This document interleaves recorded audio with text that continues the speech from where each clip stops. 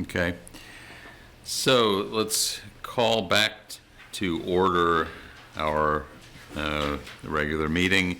The first item of business is to come out of closed meeting. Is there a motion certification? Yes, I move that the city council members certify by a recorded vote that, to the best of each member's knowledge, only public business matters lawfully exempted from the open meeting requirements of the Virginia Freedom of Information Act and identified in the motion convening the closed meeting were heard, discussed, or considered in the closed meeting. Is there a second? Second? Ms. Thomas, will you take the vote, please? Councilor Payne, Yes. Councilor Pinkston, Yes. Mayor Snook, Yes. Vice Mayor Wade. Yes. Okay, motion passes 4-0. All right. We should note for the benefit of those who are not here at 4 o'clock that Councilor McGill will not be with us this evening. So we'll begin the 6:30 business meeting with a moment of silence, please.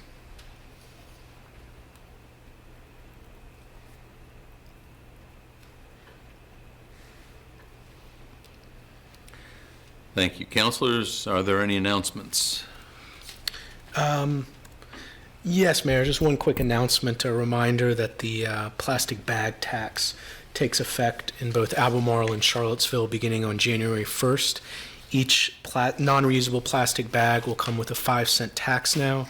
And all SNAP and WIC beneficiaries can receive free reusable bags, and they can get in contact with their local social services coordinator in order to obtain reusable bags.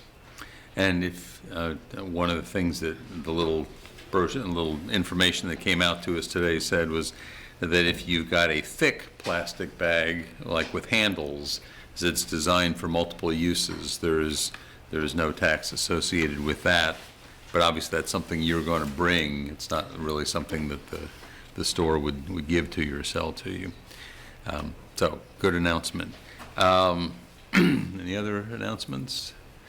I think I would like to just note that we got word that Saturday, Tommy Theodos, the longtime football coach at Lane High School, died. He was 89 years old. He was at Lane when I was at Lane back in the 1960s. Of course, he was probably best known for between 62 and 67, a 53-game non-losing streak where he had 49 wins and 4 ties. He also he coached the first integrated state championship team in 1963 as they went 10-0. I note, just as an indication of how really revered he was at that point in Charlottesville, that there was a referendum to have 2 high schools built. And one of the contentious issues was, well, which one of the high schools is going to get Tommy Theodos as their football coach? And there were apparently a lot of folks on either side of town who said, I don't want to have 2 high schools if it means that we're not going to have both of them coached by Tommy Theodos. So it was one of those things where it was just hard to overestimate the reach that the Lane High School football team had, and Tommy Theodos himself had at that time. So I think the stadium is named after. Yep. At Charlottesville High School. Yeah. And again, we look at things now when we look back on the time of the 60s. Everything we look at takes on, we have sort of a racial history lens to it. And I think it's really worth noting that Tommy Theodos was the coach of the first integrated state championship team in Virginia. That was 1963. That's pretty amazing itself. Okay, so that's, are there any proclamations? I don't have any proclamations, any recognitions? Board or commission appointments? Vice Mayor Wade, you got the list? Yes, I have quite a list here that I would like to read off that we discussed for the Charlottesville Albemarle Visitors Board. One vacancy, and is Daniel Shea. For the Historic Resource Committee is William Bergen and Larry Rowley. For the Human Rights Commission is Mary Bauer, Catherine Bertani. No, you're misreading my. Oh, I'm sorry. All right, okay, yes, I'm sorry. Mary Bauer, Jessica Harris, Wolfgang Kepley, and Suzanne Lynn. For the Personnel Appeals Committee, John Delahaney. For the Region 10 Community Service Board, David Opper. For the Ravenna Solid Waste Authority, Mike Gaffney.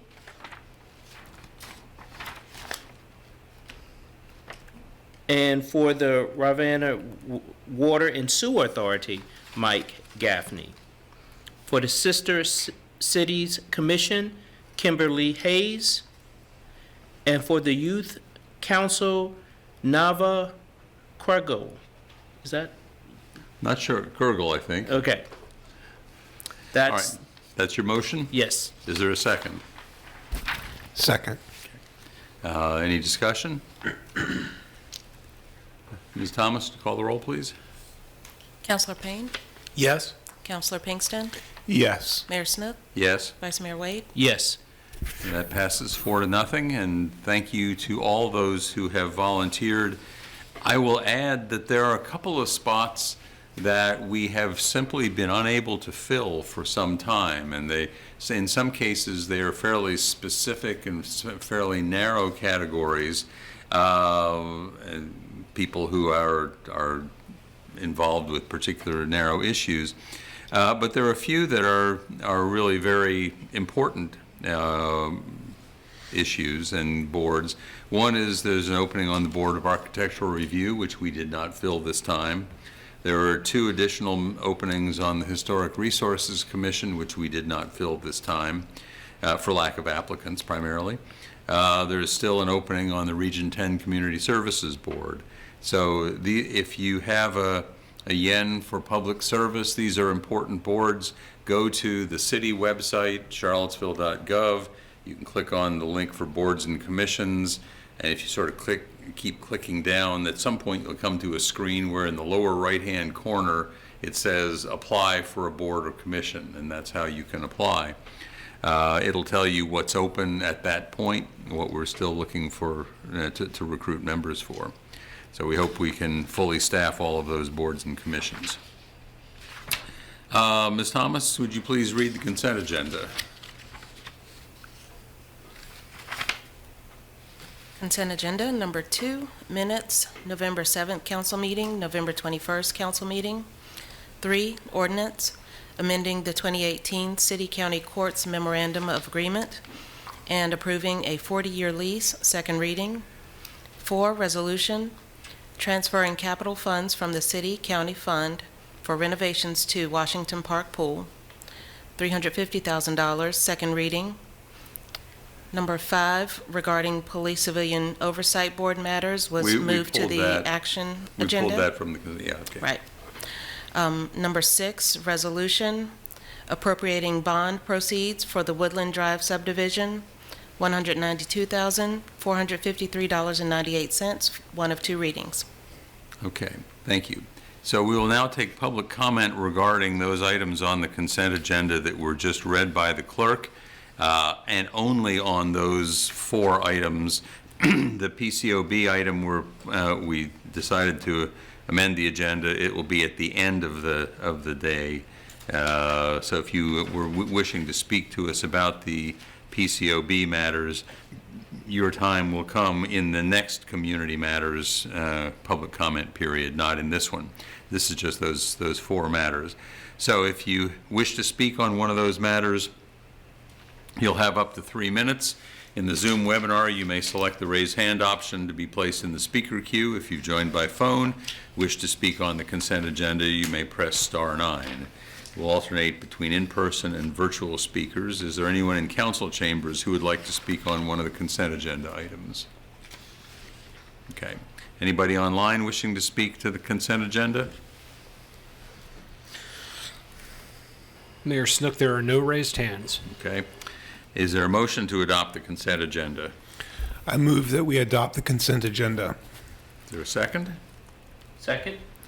Any further questions or comments? Hearing none, Ms. Thomas, will you take the vote, please? Counselor Payne? Yes? Counselor Pinkston? Yes. Mayor Snook? Yes. Vice Mayor Wade? Yes. Okay, that passes 4-0 to adopt the items on the consent agenda. Mr. Rogers, is there a report from the city manager's office? Yes, sir. Mayor, members of council, we included the city manager's report in your packet. There are a couple of items I'd like to highlight.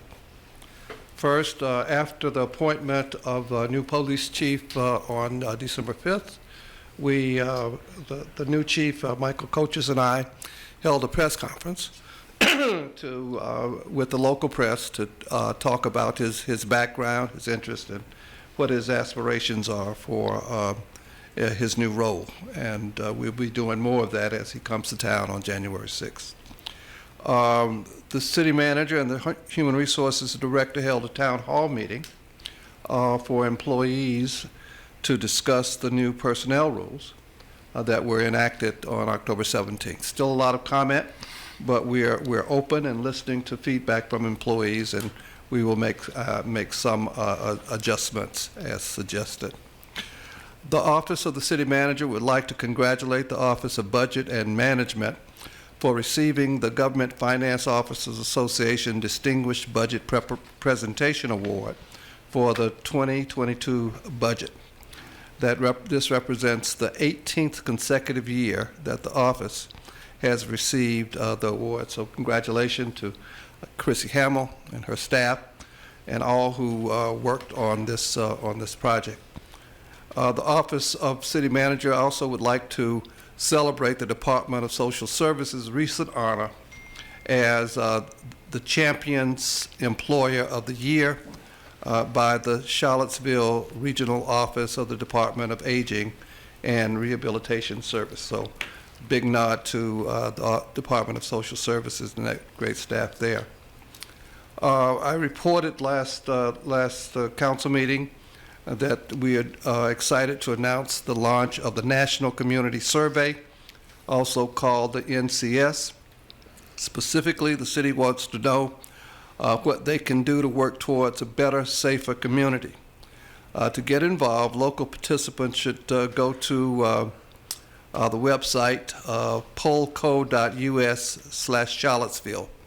That link is in my city manager's report. If you pull that down, you can just hit the link and go directly to the survey.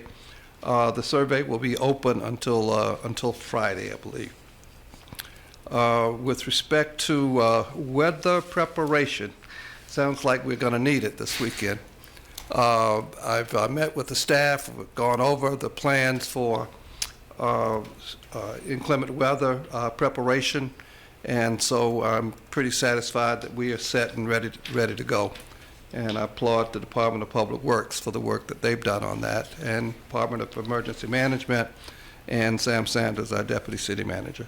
Those are just a couple of items I want to highlight. I also want to acknowledge that I received word this week that our city attorney, Lisa Robertson, will be leaving us effective December 28th. Lisa has had a long career with the city of Charlottesville. In my time here, I recognize her as one top-notch professional who you can rely on for sound advice and guidance as we go through the work that we do in the city government. We will miss her. What I will do is come back to you with the next steps in terms of transition. We will appoint an acting city attorney from the staff, and then we will discuss other steps that we need to take in order to make sure we're covered in that office. And we have something, a way to get there at the end of the meeting. I'll offer a resolution. Okay. That's it. Thank you.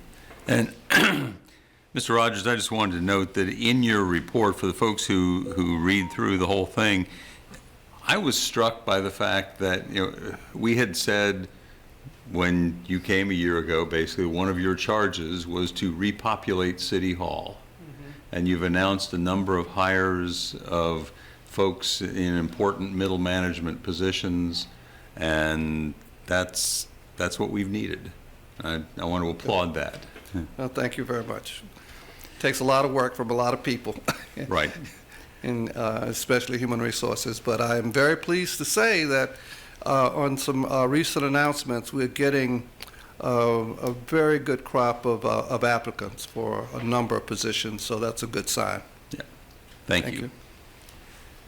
Any other comments, councilors? Just a minor, someone just contacted me, just said that for the consent agenda that we just approved, that apparently something online said for the renovation of Washington Park said 250, but this says 350. We just want to 350. make sure that we don't have to come back later and, you know, and get things straight. So just want to bring it, you know, it may be something It was before we leave. It was 350 2 weeks ago. Yeah, Okay. Okay. 350. 350, Yeah, right. 350, okay. All right. Let's see. Community Matters now. There are 4 pre-registered speakers, leaving 12 slots for additional speakers on Community Matters. Each speaker will have up to 3 minutes to speak. We will now open the floor to pre-registered speakers, and these will be folks who are online, I assume, but not necessarily. The first one on our list is Angela Menaki, if I'm pronouncing that correctly. Is she available online? Mayor Snook, I do not see her in the Zoom. Okay, well, let's keep an eye out for her. Donna Shaughnessy.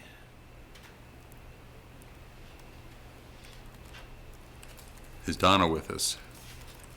We may be a little bit too efficient. And, you know, I don't know. I do not see Donna either. Okay. How about Giorgio Carta? Right here. Mr. Carta, come on up. You have 3 minutes. Okay, good evening. My name is Giorgio Carta, and I reside in the Belmont neighborhood. I'm here to express some serious concerns, which I believe are shared by many other residents and businesses in the area, about the street light situation on the Belmont Bridge. As of tonight, there are no lights whatsoever. I just walked over it. I can assure you that this is a major safety problem for pedestrians, for bicycles, for people using alternative means of transportation. We have heard from the Public Works Department that there are no plans to have any lights until the construction is completed. I think that's more than a year from now, and that's absolutely not acceptable. Public Works gave us a suggestion that we utilize the 4th Street as a bypass to the, or detour to the downtown mall, but this is obviously not practical for those who are coming from or going to areas east of the downtown mall. It's just a long detour. Meanwhile, automobiles are not asked to make any detours whatsoever. I think we all applaud the city's interest in developing and promoting alternative transportation, including walking, biking, and so forth. I think there's an opportunity to ensure that we can walk on the bridge safely with appropriate lighting. During the planning of the bridge replacement, I think the city made a pledge that the bridge will remain open to vehicular and pedestrian traffic. But in fact, without lights, the bridge is not safely accessible at nighttime. So I would really respectfully request that the lights be restored right away. The demolition of the west span of the bridge be halted until such lighting can be provided, and that some plan be made to install lights as soon as possible, either temporary or permanent, so that we can walk safely over the bridge. Thank you. Thank you, Mr. Carter. That's an important thing that somebody ought to be looking into. Thank you. Next on our list is John Hossack. Is he online? I do not see him in the Zoom as well. Have we, sorry, he had sent an email earlier today saying that he did not expect to be able to join us. Yeah. Has either Ms. Menaki or Ms. Shaughnessy come back to us? I do not see them at this time. All right. Let's see, is there anybody else in the room here who would like to address us at this point? Yes, sir.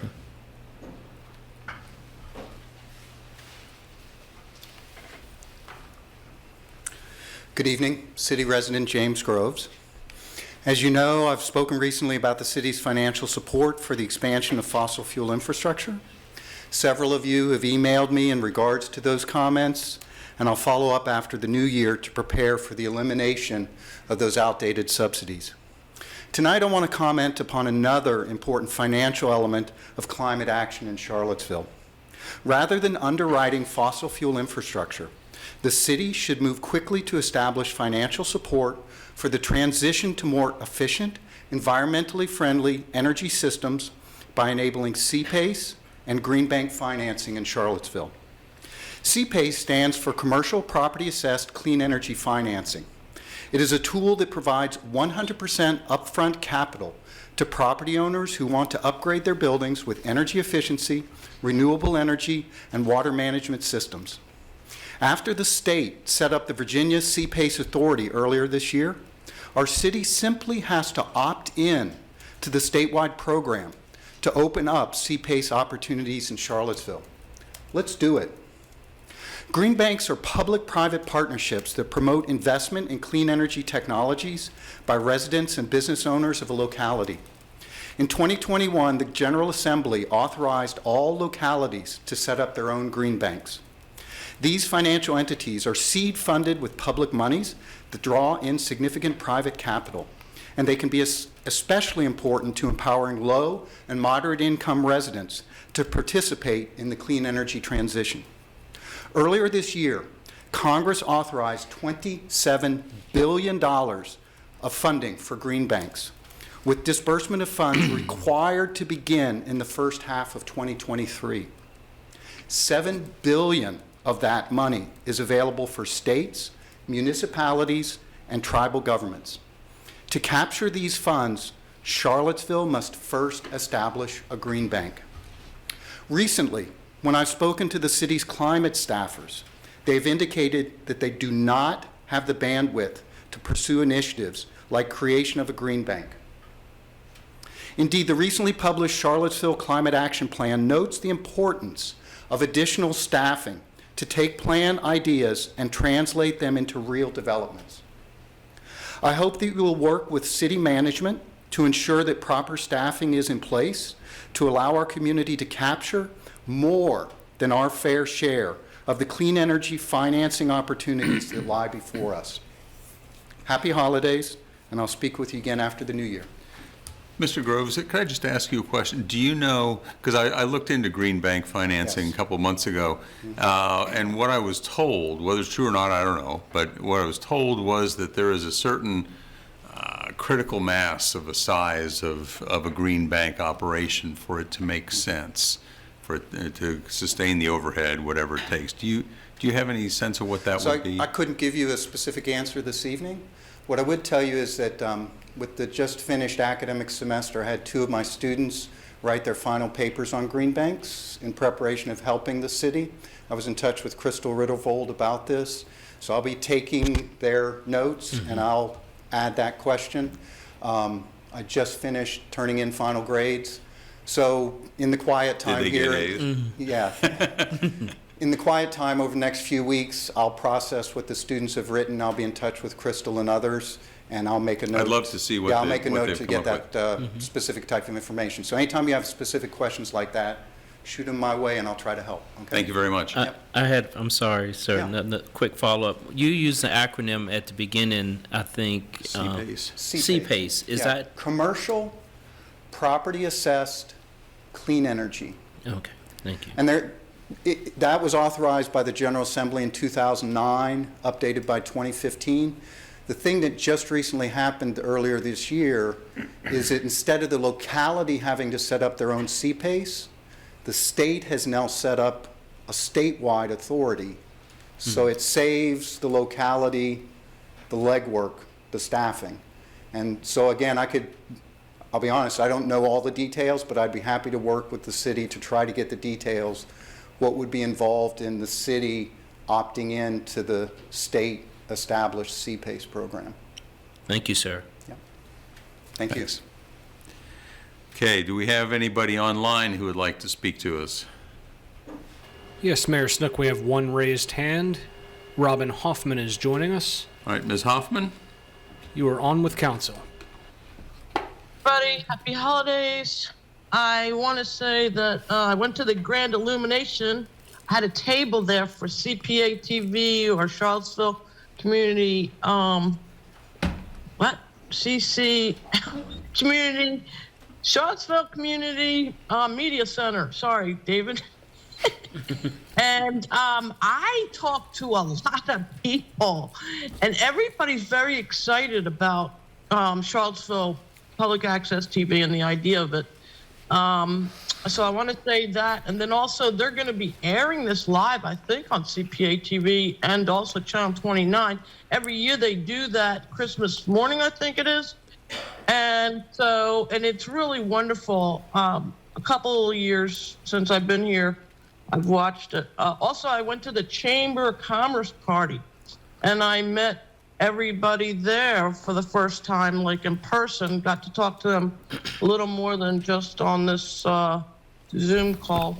But in any case, I want to say that I finally became a neighborhood representative since October 5th. We've been trying to get signage for our little community here in East High and also Caroline Avenue. And beyond, I've been trying to get signage because we've had fatalities on our block. We've had chickens killed and cats who, we have racing cars through Fairway, Caroline, and all that. Anyway, so finally I became the neighborhood representative because people were dragging their feet to get us some signage. And so apparently Brennan Duncan is going to, he received from me at least 10 permit applications, and we hope we're going to get signage for like safe kids, this, that, and the other thing, all over the place, because we really do have a traffic problem, believe it or not. And also, I'm just concerned because I saw the post put up by the AT&T on East High for bus stop, and there's no sidewalk. I mean, are you actually pulling the bus over to the sign that says bus stop, and there's no sidewalk? I mean, I'm just wondering if you guys are paying attention to what's going on there, and can we please start putting the signage up, and have happy holidays. Thank you so much. Thank you, Ms. Hoffman. Is there anyone else present in the room who would like to speak to us? Okay, let's go to, is there anybody else online? Yes, Mayor Snook, we now have Josh Cron. All right, Mr. Cron? You are on with council. And you will need to unmute.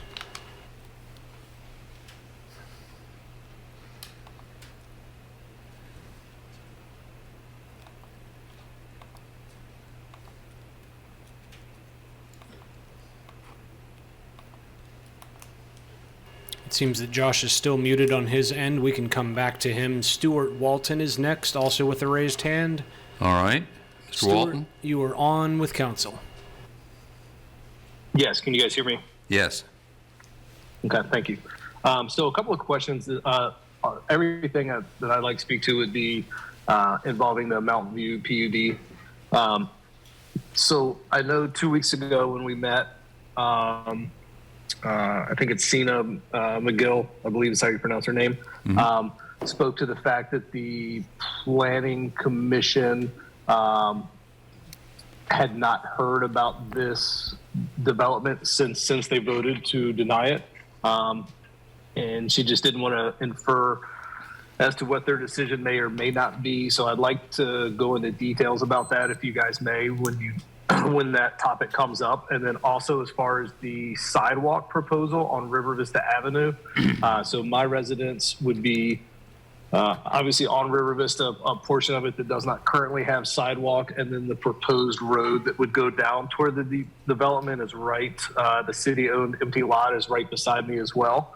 So I'm curious as to if and when that sidewalk goes in, is that going to be sticking out onto what's currently the street that would then narrow the street even further, or will that sidewalk go into our yards? And has that been, I have gotten no information from anyone in this development regarding if they're going to be putting a sidewalk in my yard.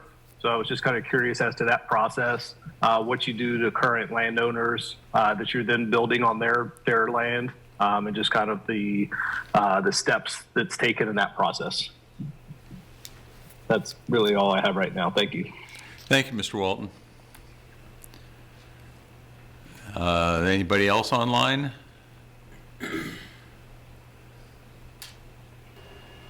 Josh Cron still has his hand raised. We will try again. All right.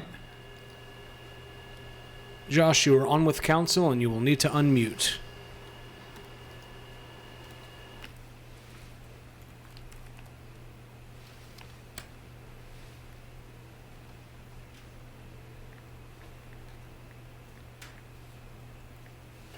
Mayor Snook, I'm afraid he is still muted on his end. Okay. Is there anybody else online? There are no additional hands. Anybody else in the chamber here who would like to speak to us? All right, so we will close this is the first of the opportunities for community matters, and we will have a second opportunity at the end of the meeting. So let's see, we have a public hearing and resolution of an appropriation to amend the fiscal year 2023 budget. Mr. Cullinan, you're presenting this? Yes, sir. Good evening, Mr. Mayor, members of the council. I'm Chris Cullinan, the city's director of finance. This item is a public hearing and resolution of appropriation to amend the fiscal year 2023 budget, first of two readings. This item is also referred to as the FY22 year-end appropriation. As you heard at your last meeting, the audit for FY 2022 has been completed, and the city's auditors have given us a clean opinion on the financials that we are reporting and have recorded for that year. And so to close out the fiscal year, we need to make a series of adjustments, some bookkeeping type of items, including funds that are in excess of the city's 17% fund balance policy in the general fund. And so the item this evening, the appropriation amending this year's budget, are the carryover funds, the surplus, as it were, from FY22 in the general fund, which ended $22,917,915.01 in excess of the 17% fund balance policy. And I'll briefly just cover kind of how we got there over the course of that fiscal year. We've discussed this with you all over the last year or so, but now we've completed the year, I can put a little bit more of the picture together. And really, the foundations for the FY22 budget was being laid almost 2 years ago as we speak. It was the first winter of COVID in late 2020, early 2021. Vaccines were just becoming available to first responders and essential workers. COVID restrictions and closures were in full effect with no clear time frame in place as to when they might be lifted. And it was against this uncertain background that the city adopted a very conservative status quo budget for fiscal year 2022 with modest growth of only 0.5%.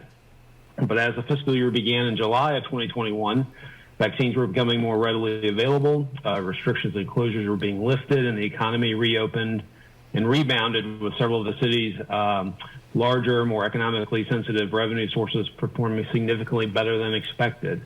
Overall, general fund revenues performed $14.3 million above budget, with some of the top budget performers being real estate taxes at a little over $5 million over budget, meals tax at $3.1 million, sales and use at about $2.6 million, lodging taxes at $2.2 million over budget, personal property at $2.2 as well, and finally business licenses performing $1.7 million better than expected.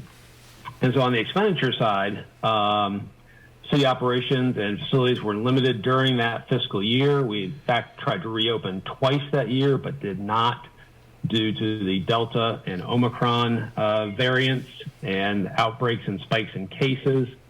And so over the course of that year, we had significant savings in terms of salary and benefits from vacancies, primarily in police, parks and recreation, and public works.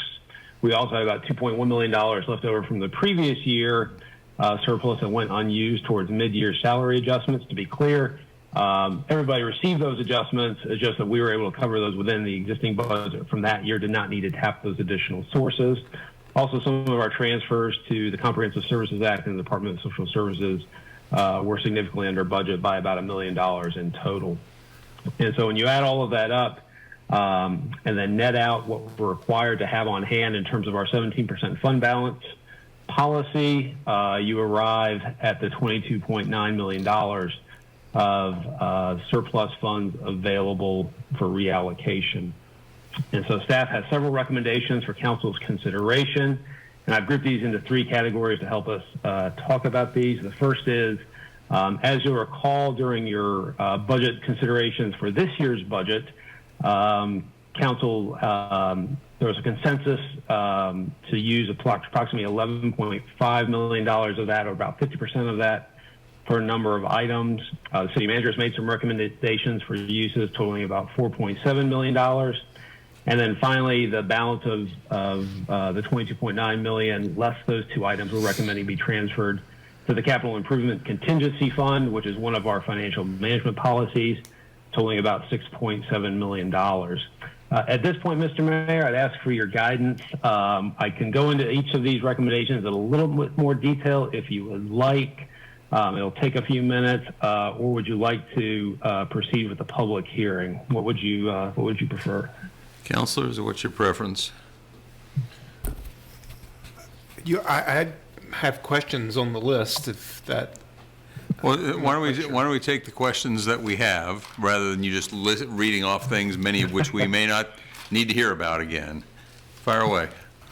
Great, and hopefully Mr. Sanders is on the line as well. Yeah. So the SAFER grant match, can someone help me remember what that's for? I know that this was something for the fire department. Those personnel that were we provided grants, and those funds were, I think, through 22 or the first half of 23. Okay. And this allocation is to continue funding those. I think it was it 15 positions? I believe that's right. Originally it was 12, maybe it went up. Okay. Yes. Okay. Great. But the idea was that it would give the fire department a full medic capability. Right.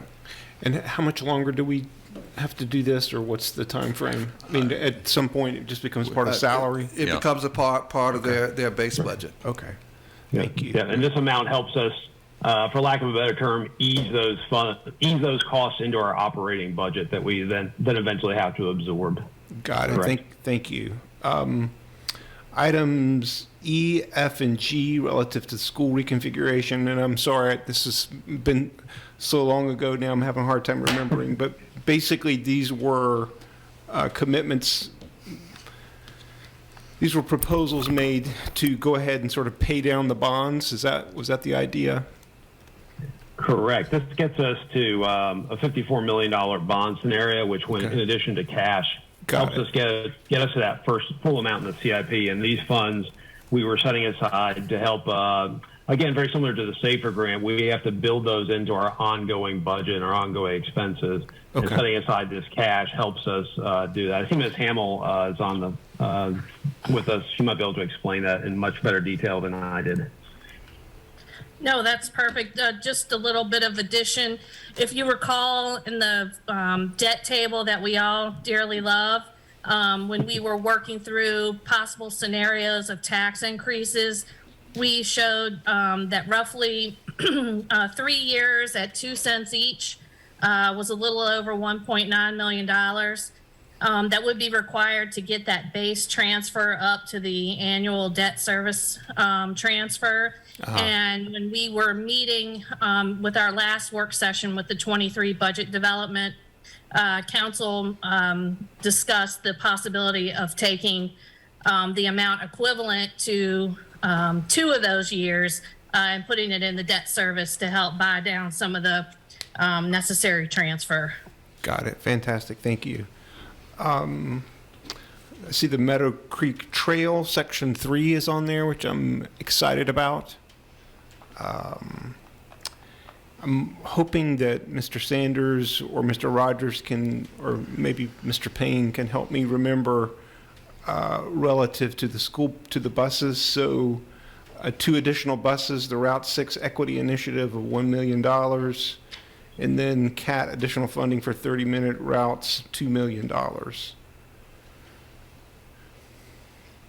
I guess the question I have, I'm just, there's been so much that's changed with CAT over the year and our overall plans in that respect. I'm assuming that these are still the appropriate investments to be made in those. We believe so. We believe so. Okay. With respect to the Route 6 addition of buses to Route 6, when you look at the map and you saw that on this route, it was taking an hour. It was for that route, and those were working class people. Right. Yep. And frankly, the city manager said to the director of CAT, we can do better than that. Right. Okay. And what will it take? 2 more buses. Right.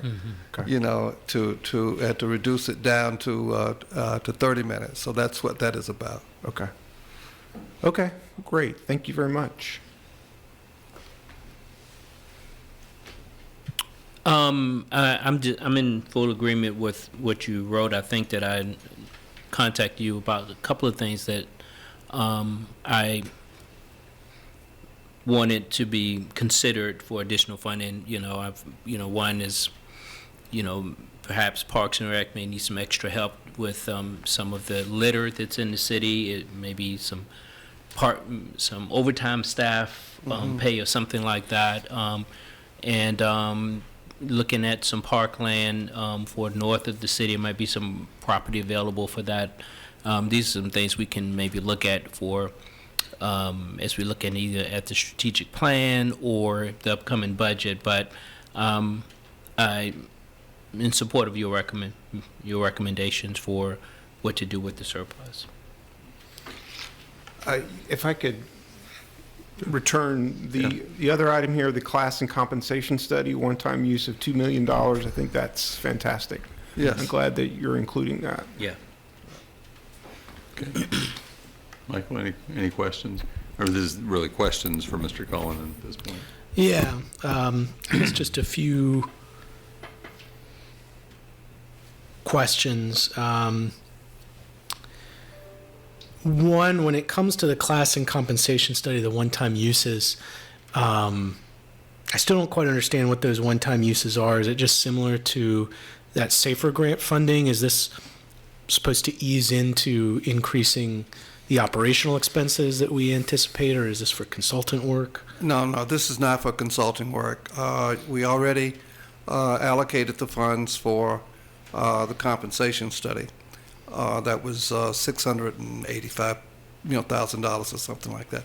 But the study will result in some needed improvements in our overall pay plan in order to be more competitive, with the marketplace.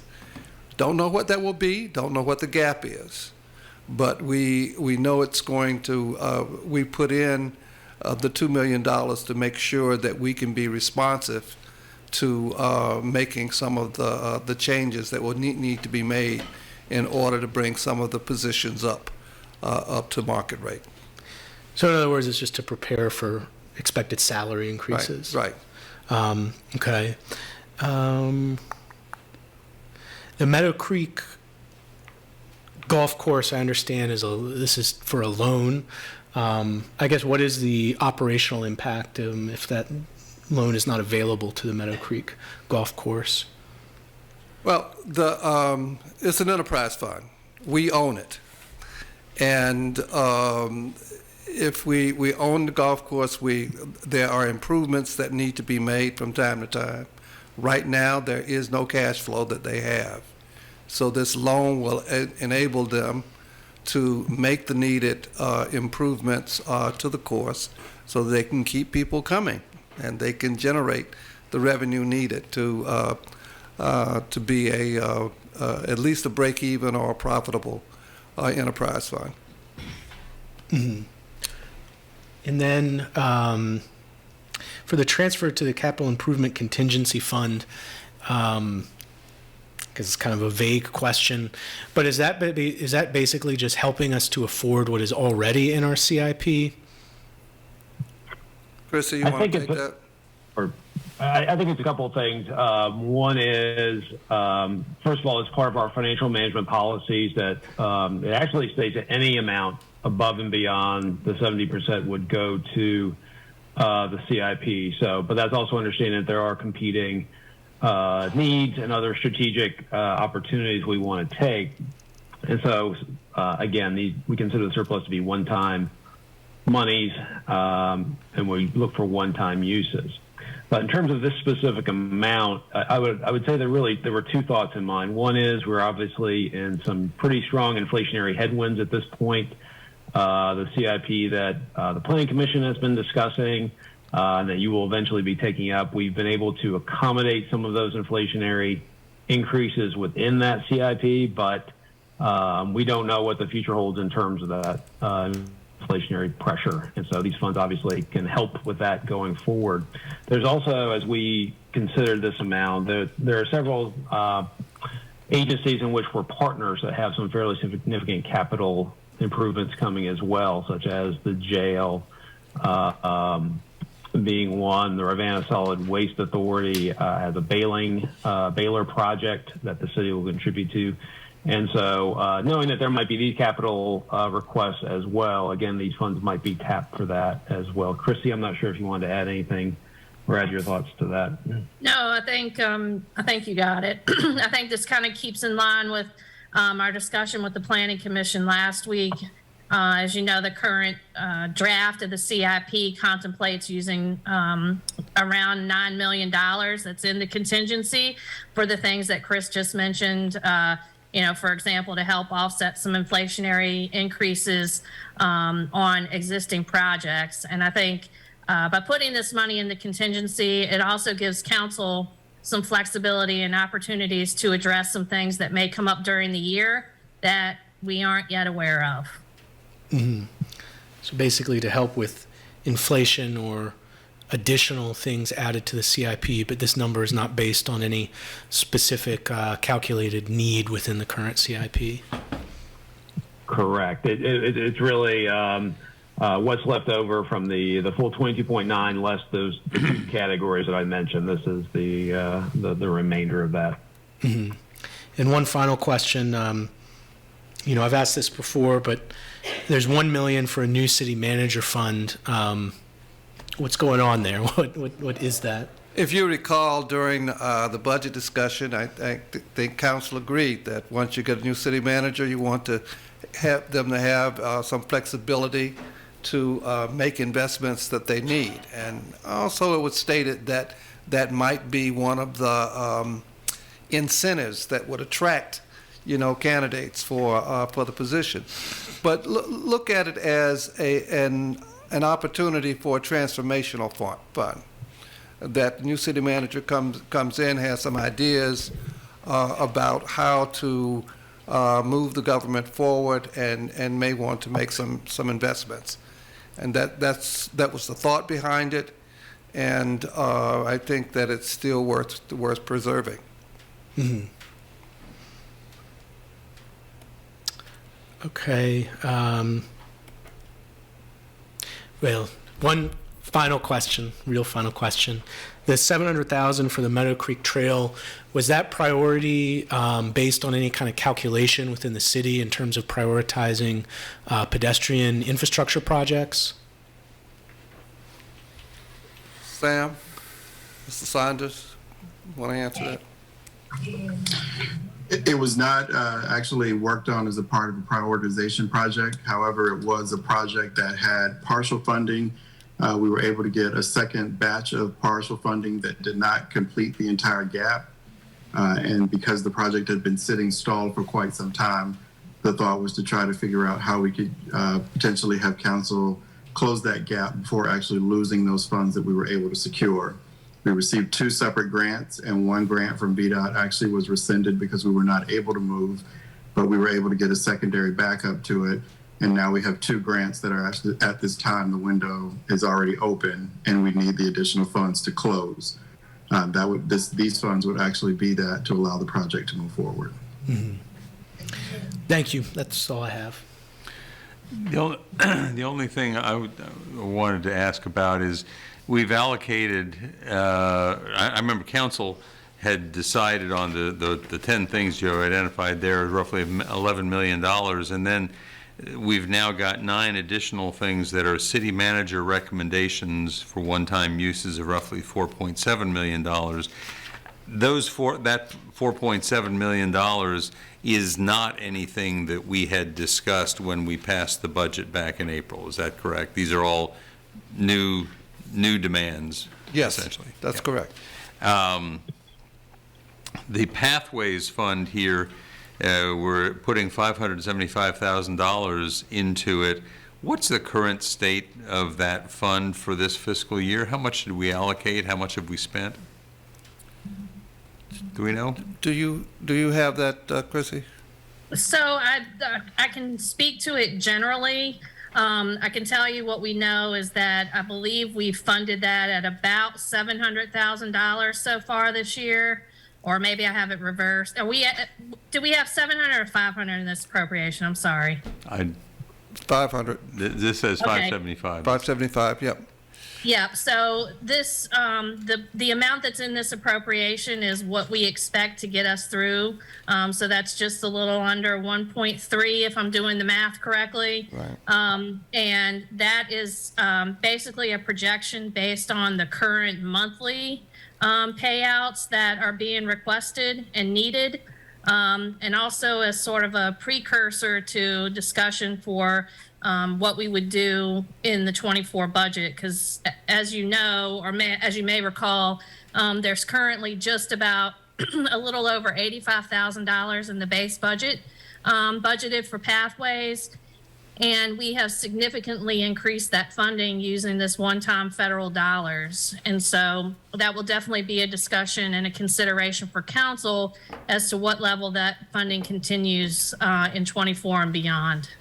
So if I remember correctly, it was basically $85,000 a year for a few years before I came on council in 2020. And then in 2020, we added significantly to it because of COVID coming, and we anticipated we would have greater needs. And so we've basically gone from $85,000 in the first year to, I think it was about $385,000 by the end of that fiscal year. And then now it looks like we're up over 1.2 million, 1.3 million a year. Yeah. That's correct. And the 575, as it points out, gets us through June. Yeah. Because right now, at the current rate of expenditure, they would run out of money, I think, at the end of February, something like that. And Mayor, I asked the question earlier over email because I was curious. The specific amount is the remaining balance is $328,675, and then last year the total dispersals were $657,000. So it roughly kind of helps us get to the next year. Yeah. Okay. It continues at that pace. And I'm sorry to ask this question. I have a sense of what the Pathways Fund is for. Could someone fill that in a little more for me? Ashley, you want to talk about that? Yes, sir. Councilor Pinkston, the Pathways Fund is a fund that supports individuals in our community who find themselves with some hardships dealing with rent and utilities. It provides a maximum of $3,000 per fiscal year, as well, and then provides about $1,000 a month. So an individual who may just have some trouble bridging the gap for rent, they can call Pathways and find some assistance with that. Same with some utilities. Right now, if it is, Mr. Cullinan, please keep me honest, if it is a water bill, I believe there is some state funding that may be available. But if it's, for example, electrical bill right now, Pathways would still provide that. And when that funding for water runs out, Pathways would go back to providing that support.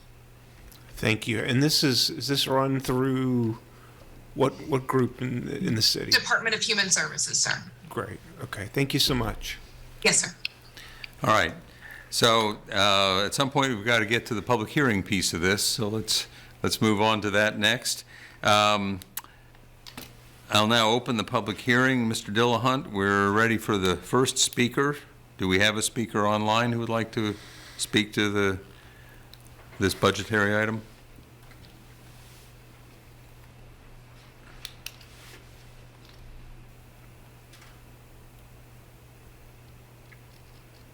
Mayor Snook, there are currently no raised hands. Anyone there? I'm sorry, Mayor Snook, there are currently no raised hands. All right. Anybody in the room here who would like to speak to this issue? Seeing none, we'll close the public hearing. So this is an item that we're being asked to carry the item to the January 3rd meeting for the second reading and vote. Anything we need to talk about before we decide what to do with that? Well, I may be alone in it. I think overall there's a lot of positive things in it, a lot of operational expenditures. Quite frankly, I don't think we have a choice but to make. But I still think when it comes to our ARPA and our surplus funds, we're not quite there in terms of realizing the kind of transformative impact we can have with these one-time funds. Specifically, I guess, I would like to see in combination of surplus and ARPA some kind of seeding money for basically land acquisition on the part of the city. I think ideally for affordable housing. I think our housing authority is going to have some transformative opportunities available to it. We don't know what kind of opportunities there could be related to homelessness. Less important, there could potentially be acquisition opportunities for additional parklands for the city. So anyway, I would just love to see that kind of priority, and I would put that above perhaps the city manager's fund, and maybe not all, but a little bit of the money going to the CIP contingency fund, just because some of these opportunities aren't going to be available forever. So that's kind of where I'm at overall. I think, again, there's a lot of positive stuff, but I think we could be having a bit of a bigger impact for the community, particularly on housing. So if we put money in the CIP contingency fund and then one of these public housing opportunities comes up, any reason we can't go to the contingency fund and use it for this previously, if not entirely unforeseen, but at least undeveloped opportunity, right? Correct. Yes, funds could be used for that. So all we're really doing by putting $6.6 million into the capital improvement contingency fund is to say that if we've got a capital project coming down the road that we're going to need some money for, there's $6.6 million that we could, in theory, access because we haven't spent it someplace else. That in combination with the city manager's fund balance, and I know in some of our ARPA allocations we had allocated to unallocated buckets, I guess. And I would agree that all those opportunities are there, so we have some options.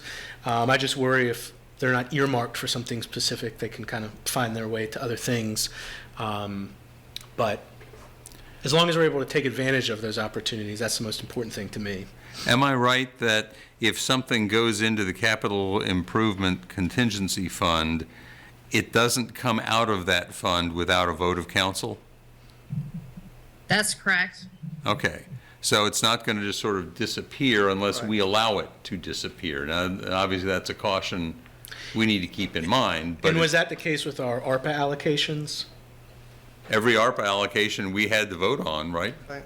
But when we Correct. technically allocated to a fund that remains unallocated, does that come back for us for a vote for each of those? Like, for example, there was a economic development bucket. I think there was another bucket, which were just kind of like general accounts, but without anything specific earmarked. Correct. The intention was to, when specific projects make themselves known, we will come back to you to get your, to inform you and to get your approval to move it into those specific pots, yes. Okay, well, that's all I have. I imagine, as the budget cycle goes on, we'll have a lot of conversation about those different buckets, but, So what do you think, consent or action item? I'm fine with consent. Obviously, if we have a consent item, we can always pull it if we have something actually to talk about. I think Michael, what do you think? It seems like you'd be interested in more conversation on some of those. well, I'd be interested in more conversation, but if there's not a majority agreeing with me to change anything, that'll be what it, Well, I mean, I'll what just it say, is. to me, the idea of the contingency fund is, we have a lot of people, a lot of ideas that have been floated around in the last month, 2 months, 3 months, that have not crystallized. We're not ready to have them crystallized yet, and part of the reason for putting this money in the contingency fund is that when we get around to crystallizing it, we will be able to reach out and say, okay, that's available to us. So I doubt that we will have anything crystallized in the next 2 weeks. But you're also speaking of like the city manager allowance, right? That's something that you have. Yeah, I mean, I just think, and I'm sure we'll have more conversation during the budget cycle, both about that and the ARPA allocations. I just think when we start to look at some of the opportunities in front of us, at least for me, I'm anticipating that there may be priorities that jump above that are kind of limited in terms of our time that we can take advantage of those opportunities. But in any case. Okay, so repeat the question. Consent agenda, you're okay with the consent agenda? I am, yeah. I am, I'll be able to look and see what the changes based on, if staff makes any based on our comment, so. Okay. Well, I'd like more discussion, but I think that discussion will matter more between now and when it's on the agenda next, as opposed to discussion at the next meeting. Okay, so let's put it on the consent agenda, and again, if something crystallizes, we can bring it off. All right? And along the lines of what Councilor Payne just mentioned, I would love to get an update at some point relative to our ARP money or the other grants that we've received, and where we stand in terms of how those have been allocated, and the time frame we have in which to allocate them. I'm sure, Mr. Cullen, and you're keeping spreadsheets of all these things. I'd love to get an update at some point, even informally. And I will just go ahead. Sorry. I can do that. We're actually getting ready. The federal U.S. Treasury requires a report every quarter, and so at the close of this month will be the close of the second quarter of the fiscal year, and so I'll have a report due to them. So I'll make sure that you receive that information, updating on what has been spent. You obviously know what's been appropriated to date, but then they also want to know what's been spent. So I'll update you then. And then just as a reminder, in terms of the time frame, we have 2 more years, 2 more calendar years to obligate the funds, to encumber them, and then 2 years after that to actually spend them. So we do have some time, but there's some fairly large initiatives that we have in mind, and so we're getting those underway and continue to move on them. Thank you. And I will just say as a final thought, following my criticisms, as I do want to highlight, I think there's a lot of really positive, transformative investments as well, particularly in public transportation, making school reconfiguration feasible. So I don't want to be all negative, but And the other thing that I would just like to say, when people say, oh my goodness, how can you possibly have a $22 million surplus?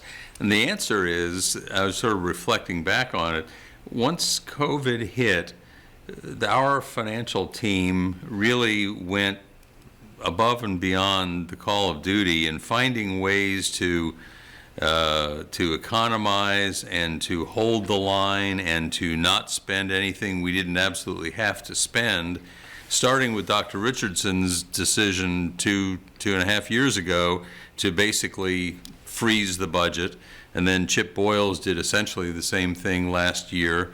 But Ms. Hamill, Mr. Cullinan, Jason Vandiver, our treasurer, Todd Divers, Commissioner of the Revenue, have really done a great job over the last few years. I'm looking around at places, other parts of the country, where they're talking about all of the financial hardships that they've had through COVID and coming out of COVID. And they're in nowhere near as good a shape as we are in. Right. Okay, so we're going to carry that over on the consent agenda. Our next item for a public hearing is for private drainage easements at 2100 Avon Court. Ms. Robertson? Is this you? Yes, it is. I'm on my way.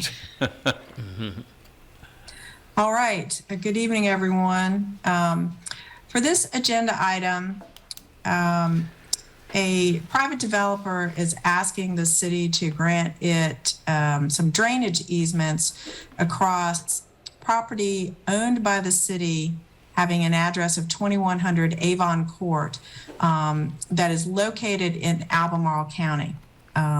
The construction of the industrial building in Albemarle County is subject to the county's zoning ordinance and development codes.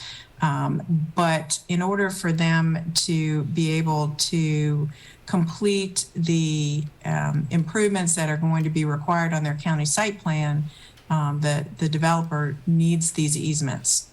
And so, as noted in your agenda materials, anytime the city disposes of any portion of its interest in city-owned property, whether in whole, an outright sale, or simply granting some sort of easement or right of use, City Council has to have a public hearing, and depending on the length of the proposed easement and the terms of it, you may also have to go through a bid process.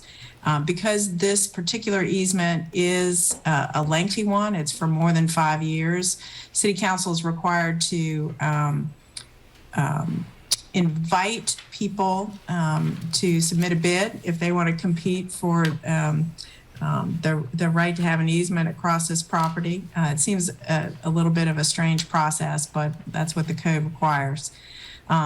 So there's been a notice and an advertisement. So what City Council needs to do is open a public hearing on this matter, specifically invite any persons who may have public comments, but also any persons who may wish to offer alternative bids to present them during the public hearing. And once the public hearing is closed, the mayor will declare the bidding closed.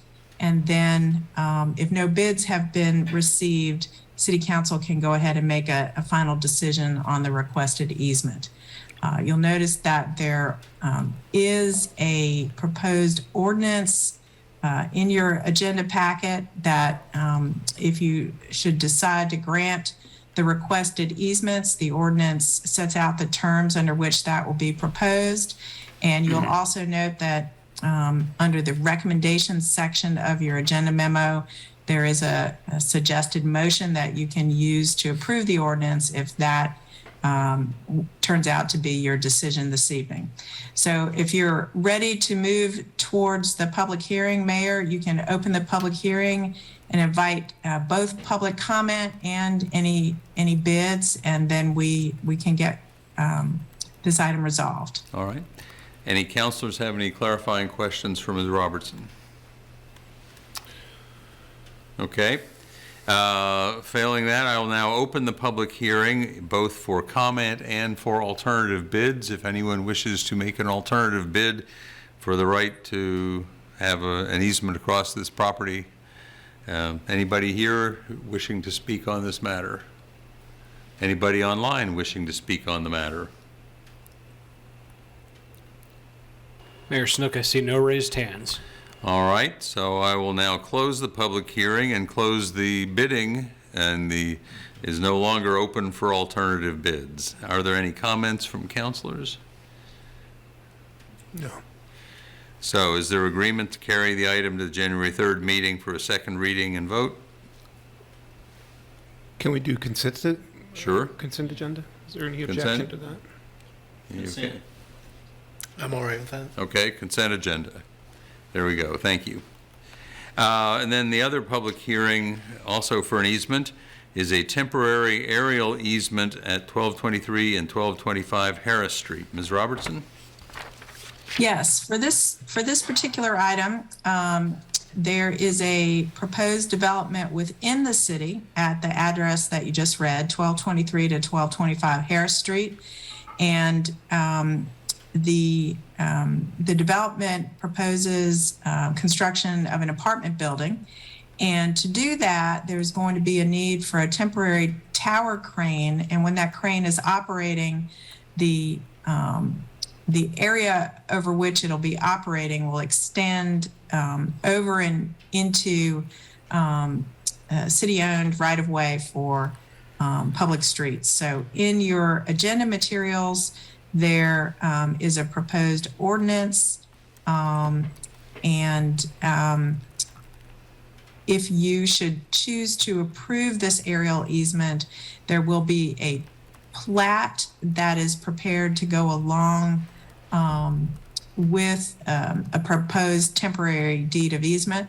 And because this particular property use is proposed for a period of less than 5 years, you do not need to use a bid process. You simply need to have a public hearing, and then you may make a decision about how to continue it over for the second reading. Okay.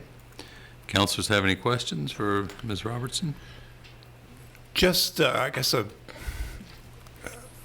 kind of a broad one. Why 5 years? Is that sort of like a break point in the code? If it's more than 5 years, I mean, I heard you mention the piece about bidding, but are they going to be doing construction for up to 5 years? I mean, is there? So what I did with this, typically temporary easements and construction projects aren't long-term easements. And so I think that a period of less than 5 years should be sufficient for this proposed development, and it does avoid having to do the special advertisement and bid process because the code specifies that allowing private parties the right to use your property for a period in excess of 5 years does require the extra procedural requirements.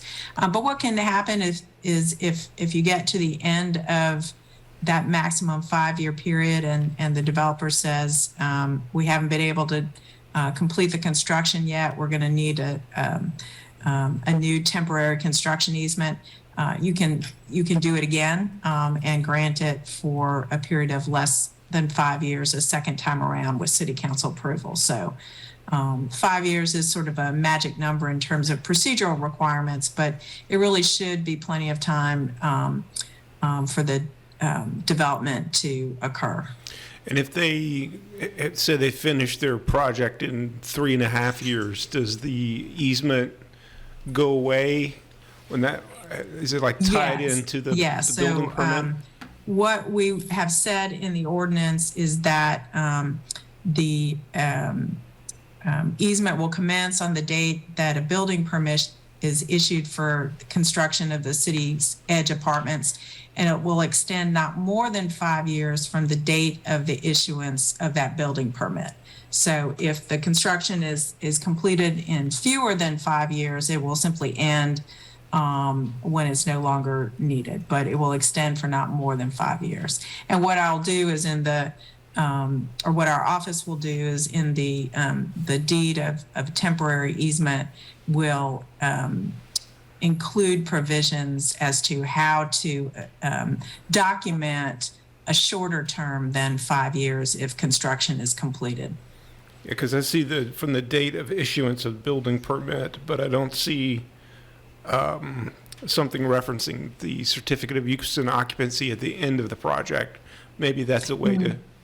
Yeah, we would probably terminate it sooner than that, but I just haven't had a chance to get with the developer's attorney to identify what piece of paper will, or when the need for the crane will end. The crane will probably be able to go away sometime before a certificate of occupancy is issued. So I'll work that out, and we will put that end date in the deed of easement itself. Okay. But this sets an outer limit on the time period consistent with what the code requires.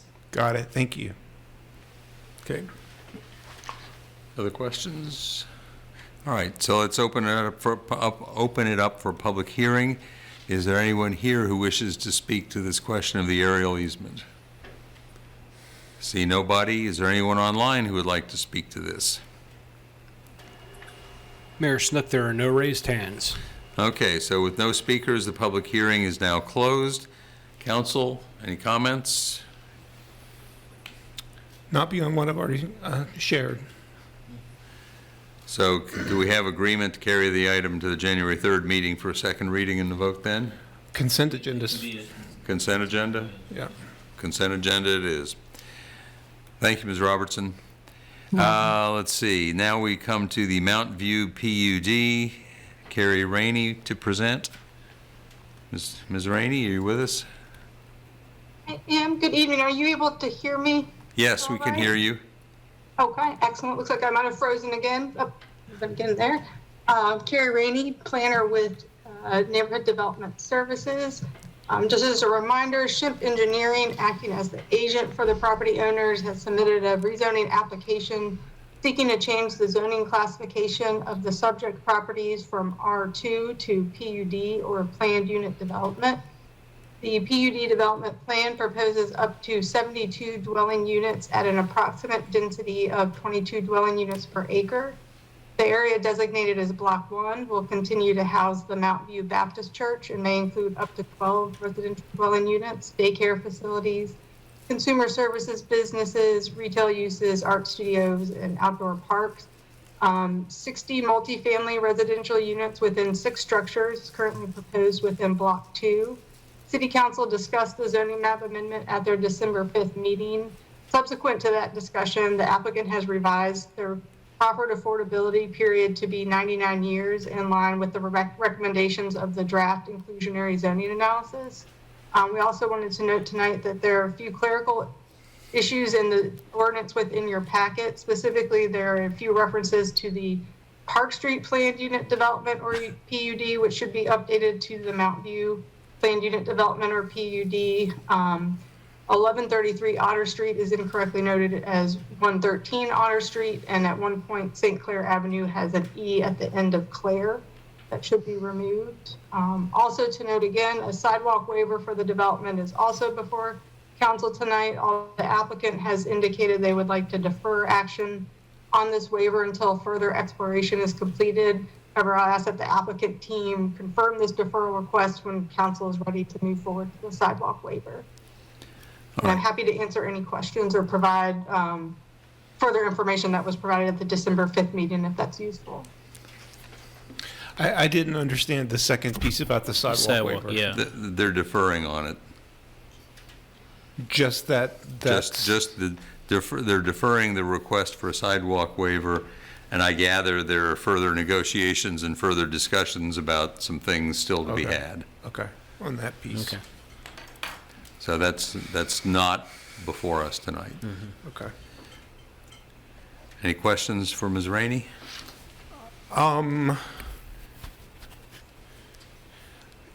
Yeah, I guess to you or to the, we'll start with you and then see if the applicant wants to answer.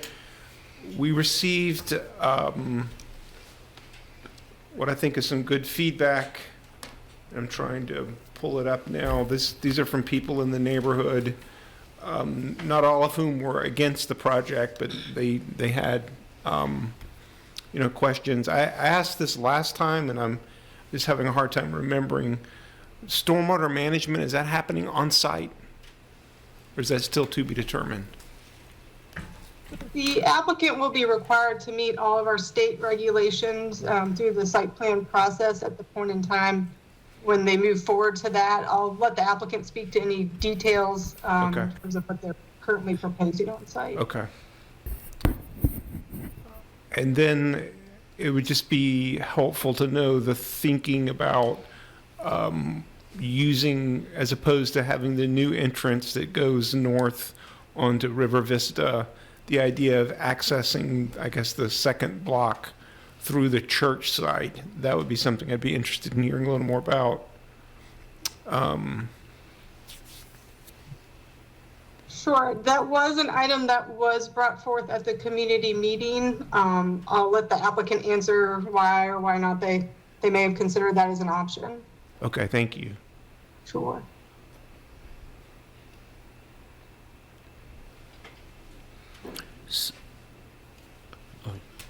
We have a representative of the applicant here. Maybe we can get the answer right now.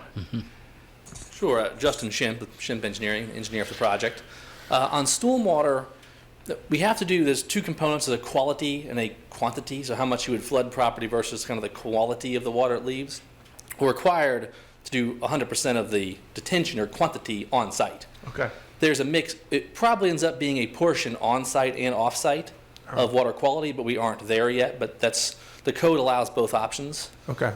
And then as to the road, we looked at a few different options early on, but there's actually that public street stub out from River Vista was platted with the original platting, and we initially tried to kind of avoid going that way, but the traffic engineer, the city actually really told us that we should consider that and required a second point of connection there just to get better circulation of the development. So that was really the origin. It was platted as access to the property back 50 years or more ago. And so we kept that with the recommendation of the traffic engineer to have multiple points of connectivity. I guess you could have that second point of connectivity through the church site, theoretically. That was looked at. I think the church was hesitant to reconfigure their parking lot substantially as part of that. And I think site access and grading and layout wise, it did work better to go up to the River Vista location. And that was platted for a street originally anyway, it sounds like. Correct. It was platted as the access, a public sort of access to our parcel. Got it. Okay. So while you're here, sir, that was my question about, and maybe you answered this before, about the pedestrian access from the River Vista. I thought, as I recall, the grading was substantially different there. Will that be able to be addressed, both vehicular and pedestrian access from the site via River Vista? Yes, we have. Maybe the confusion was initially we didn't have a complete sidewalk connection at the Planning Commission public hearing, so pedestrians could get out to River Vista, but there was a break getting over to the bus stop or wherever else you wanted to go, and so our amended proffer kind of completed the pedestrian connectivity. It's coming back now, yeah. Between the Planning Commission public hearing and the first reading here at Council. So yes, that will meet all the required standards for connectivity for vehicles and pedestrians from River Vista up into the neighborhoods, and like to the bus stop, I think would be the main pedestrian connection, which is up River Vista and to the right a short distance. And the new sidewalk will take people all the way over to St. Clair. Correct. Right. Yeah. I think that's what I have. Okay.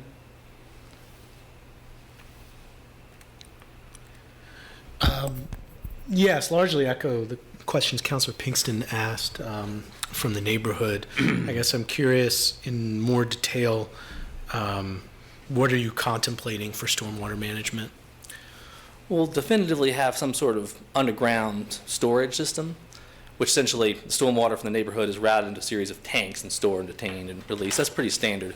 And then if the soils are suitable, we do an infiltration type system, which essentially allows your first flush of runoff, which contains some of the pollutants, to soak into the soils.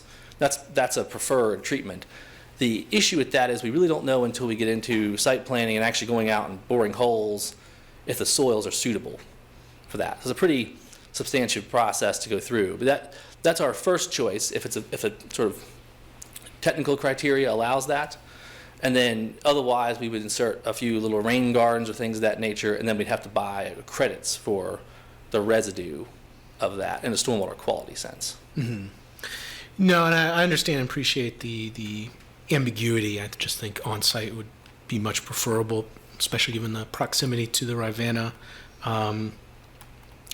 The only other questions from neighbors, one of the things they highlighted was the issue of a buffer along River Vista. I know this has been discussed a little in the past, but you could go over what you're thinking about in terms of that buffer between the development and the existing houses along River Vista. Sure, let me call Kelsey up to make sure I have the facts. That's exactly right. But essentially, we do have a proposed landscape buffer between the back of our houses and the houses on River Vista. And you have the exact specifications on that?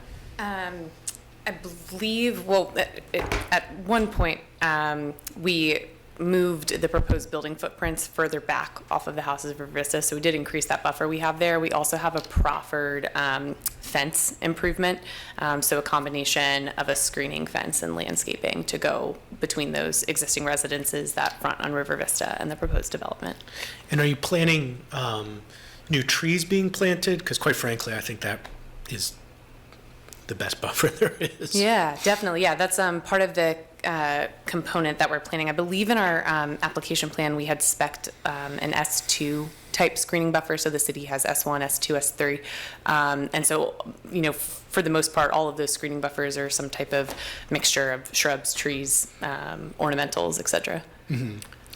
And the only other question that the neighbors sent us, which is an interesting, strange one, but I guess they highlighted there's a fallout shelter on the line between this project and the Bank of America, which they were curious, of any kind of research or acknowledge it as a strange site. My understanding is that's correct, that that's not on this property in any way. That's correct. Yeah, it's on the Bank of America property, so yeah. It's certainly interesting. Very it's not really a question for the you all. Correct.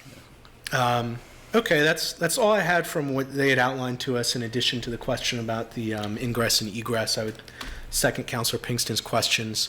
And just to confirm, the changes to the proffer when it comes to housing, you've outlined 99 years, 60% AMI, and either 7 units or 10% of total units constructed.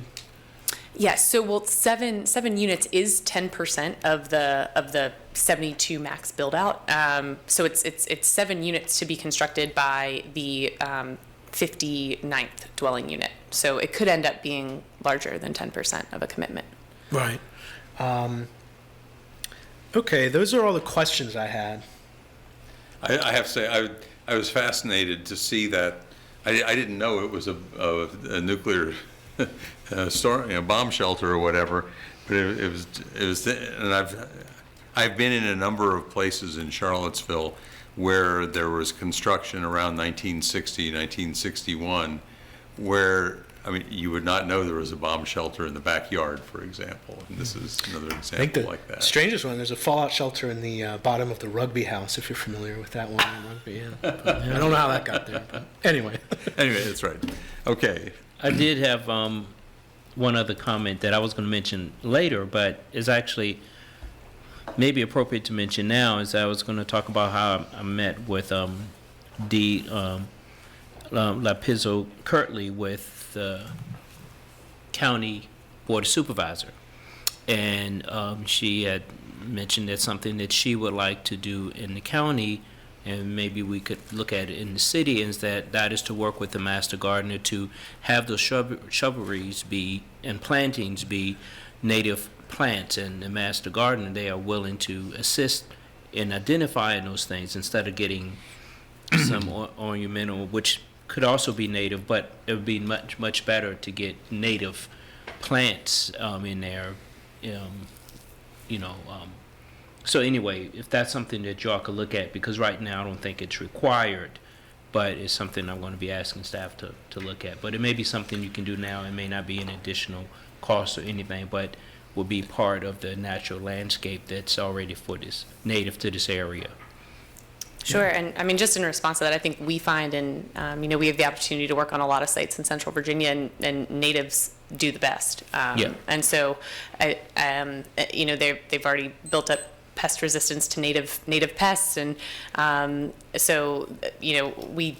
And I will also say, I guess, just as far as planting lists in Albemarle and Charlottesville, they are heavily populated with native planting options as well.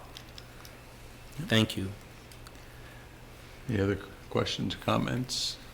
The only comment I would make is that there are a number of things that were mentioned in the email that was forwarded to us with a number of the neighbors that are not really SUP condition kinds of things, but are nonetheless good ideas. And I don't think we should be in the business of making SUP conditions out of good ideas, but we can certainly say to you, you're going to have some good opportunities for solar panels on south-facing roofs. Can't be a condition that we can impose, but it's one that I hope that you all will exercise when you have the opportunity. There are other things like that that they've got, and some specific issues about how you're going to handle access, ingress, egress, and particularly during the construction process. That I think if there's a way that can be accommodated, it would, it struck me as being, hey, those are good ideas. I don't know that we can require it, but I hope you all will take advantage of some of their good ideas. And frankly, I would regard it as their goodwill. These are neighbors who want you all to provide good housing. They want you all to succeed. They want you all to do so in a way that obviously doesn't inconvenience them any more than it has to. But I know these folks, and I know that they want you to succeed. And anyway, I'll just add that my Is comment. it safe to assume that they would have gotten this feedback directly through contacts in NDS, or do we need to make sure that happens? We haven't seen this. Yeah, Kara, I was going to say, we haven't seen if a recent email went out, but most of the items that were brought up, we did have, some really good conversations and email exchanges with people in the Locust Grove Neighborhood Association. So it seems like some of this was actually, this input was offered back in the spring even. After the community meeting, yes. Yeah, I didn't know if there was a more recent email that came out, but a lot of the comments that have been made tonight were reflective of information and comments that were made after the community meeting. Yeah. What I'm referring to is an email that we received a few weeks ago, and Councilor McGill forwarded it again today, just to make sure it was uppermost in our minds. It was signed by Catherine Buduris, Kristen and Joe Zakos, David Hirschman and Garnet Mellon, various other people who are neighbors. So you've probably seen it. Yes. You've probably seen those ideas. Anyway, I hope it all works out. I know last time around we had 2 votes over here were yeses, ready to go. 1 vote over here was, I want more affordability for a longer period of time.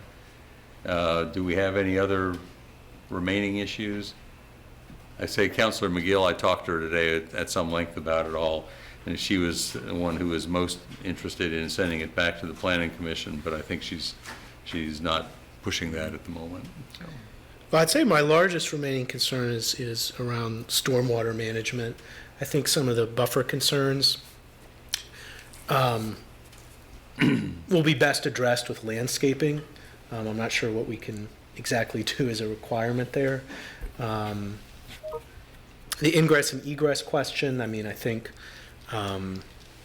quite frankly, I just don't know enough about the site or the conversations with the church to be able to say, what idea there is feasible or not. I could see advantages to it, but I guess it's not a deal breaker for me. So I guess that's kind of where I'm at. Is the biggest question mark in my mind is around the stormwater management, where on site would definitely seem preferable. But this is another situation where, when you submit a proposal like this, it's often, we're basically saying conditioned upon submitting a detailed site plan. Right. And these are site planning issues rather than zoning issues, it seems to me. And I would agree with that. I mean, that's my biggest concern, but for me, it's not a deal killer, I guess. Yeah. There's some uncertainty, and it's not, 100% perfect, but I think particularly with the additional terms of affordability, overall, I'm prepared to support the project. And I think when you look at the type of density and the location, I do think that while it is a bit of a change, it's definitely neighborhood scale, and is what is necessary to provide workforce housing. So I think there are a lot of just clear positives to it. Somebody like to make a motion? Sure. I move the ordinance approving a rezoning to authorize establishment of the Park Street PUD. Not Park Street. That was one of the things. Yeah. They put. The Mount View. The Mount View PUD. Okay, let me start over. I move the ordinance approving a rezoning to authorize establishment of the Mount View PUD, subject to proffered development conditions within the area of the parcels of land located at 908 St. Clair Avenue, 113 Otter Street, 12. That's also an error, by the way. 1132, was it? 1133. Okay, 1133. 1133 Otter Street, 1221 Landonia Circle, and 1201 Landonia Circle. Does that sound right? Yep. Okay. Second. Any other discussion? Ms. Thomas, call the vote, please. Councilor Payne? Yes. Councilor Pinkston? Yes. Mayor Snook? Yes. Vice Mayor Wade? Yes. All right, motion passes 4-0. The sidewalk waiver request is tabled for now, and we may hear from you again.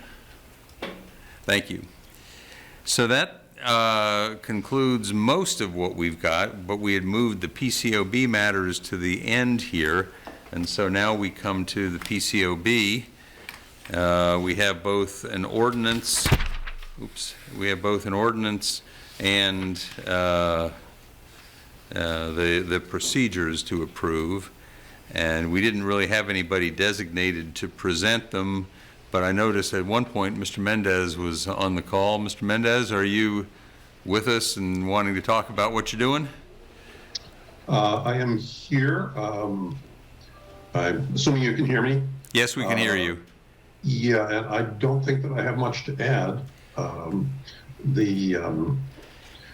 assume the reason why this has been moved in the agenda is because your desire to make those small changes. Right. And just so the record will be clear, the two amendments that I had said, and these were triggered in large part by some comments by Harold Foley and the People's Coalition, and Mr. Mendez responded to Mr. Foley. In many cases, the answer was, it's in there in a slightly different place, you're fine. But there were two amendments that I thought that that I might suggest that would make clear for Mr. Foley's benefit exactly what we're doing. One is a statement that would be on page 104 of the materials, paragraph 2E, that would add the sentence, any evidentiary determination by the hearing examiner may be appealed to the full board, end quote. The second change on page 116 of the materials, paragraph N, would insert the phrase paragraph 3A of between the word with and the word the, just making it clear where that reference is. And I think that helps make clear the two of the issues that Mr. Foley was concerned about. I had, just so everybody will know, I had sent copies of my proposed changes to all counselors ahead of time, and so I'm not asking anybody to vote on something that I'm now springing on you for the first time tonight. So do you need a motion to have the language you just mentioned, Inserted. inserted to Right. amend the text. Right, and then we can vote, if there's a second, we can then vote on it. So what you just read was the motion. Yes. I'll second it. So so the chair is making the motion, why don't you be making the motion with the language that I read? I have it up, I can go. Okay. I would move to include in the PCOB operating procedures on page 104, paragraph 2E, add, quote, any evidentiary determination by the hearing examiner may be appealed to the full board. And on page 116, paragraph N? Yes. Insert paragraph 3.a.of between with and the. Second. Motion second. Any further discussion? Would just say to the larger question about the additional changes that were recommended, I think when I read through them, and I haven't discussed them, so maybe I'm missing something, none of them popped up to me the things that really transform the core powers and functionality of the board. And as this gets off its feet and has experience, I imagine if something doesn't work, from our conversations, we're all open to revisiting it, but these amendments seem sufficient to me to have a really powerful, strong board that's ready to get started. Right. So we actually have two things we have to approve. One is the operating procedures. And so we've got a motion. Second, do we have a second on the? Mm-hmm. Okay. So let's take that vote. Ms. Thomas? Councilor Payne? Yes. Councilor Pinkston? Yes. Mayor Snook? Yes. Vice Mayor Wade? Yes. That passes 4-0. And then on the ordinance itself, that was, this is the second reading, amending Chapter 2, Article 16. Can we have a motion on that?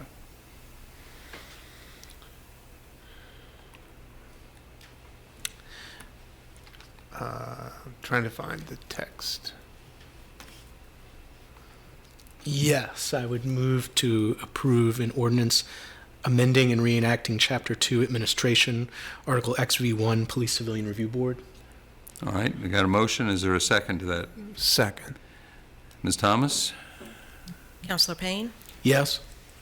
Councilor Pinkston? Yes. Mayor Snook? Yes. Vice Mayor Wade? Yes. And that motion also passes 4-0. And let me say, I got an email from somebody saying, is council going to be open to more edits, more changes? And I said, what I would really like to hope will happen is that everybody will try it for a year.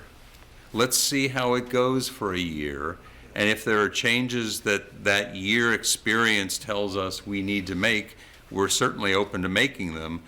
But one of the things that has been a source of some frustration, to me at least, has been that over the last few years, we've had so much energy devoted to arguing about aspects of the ordinance that the business of the PCOB, or PCRB it was before, didn't really move forward. So I'm hoping that it will move forward. We have written an ordinance. We have given the power to the PCOB in what I believe to be the most expansive set of powers of any ordinance in the state of Virginia. And I hope that it will get off the ground. We're going to have to hire a new executive director at this point. We'll be appointing some new members come January to start taking office March 1. I've got a lot of hopes that things will start to move forward on this because we've set up an ordinance with a lot of potential. So I'd like to, if just very quickly, thank the council. Thank Ms. Robertson for the yeoman's work that she did in helping to pull the ordinance and the procedures together, as well as the board and the public who supported us with their involvement. And I echo Mayor Snook's hopes and desires that we can now, move forward with the business of the board. Thank you very much. Thank you, Mr. Mendez. And I also want to acknowledge your persistence in this respect, too. We would not have gotten to this without an awful lot of not only persistence, but also goodwill and belief that this is the right way to be going. And you have led your group well, and more power to you, and hope it keeps working. Thank you so much. Thank you. Did you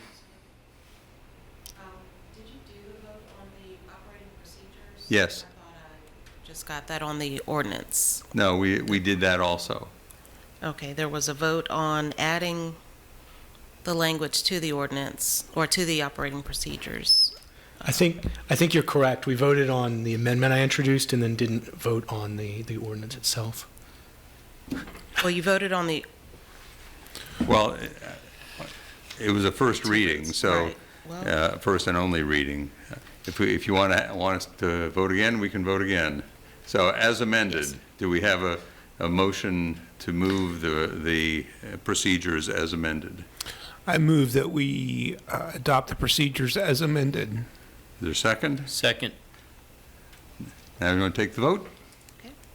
Counselor Payne? Yes? Counselor Pinkston? Yes. Mayor Snook? Yes. Vice Mayor Waite? Yes. Thank you. Okay, so are there other items for consideration? We have one resolution that's been brought to us that we have to take up.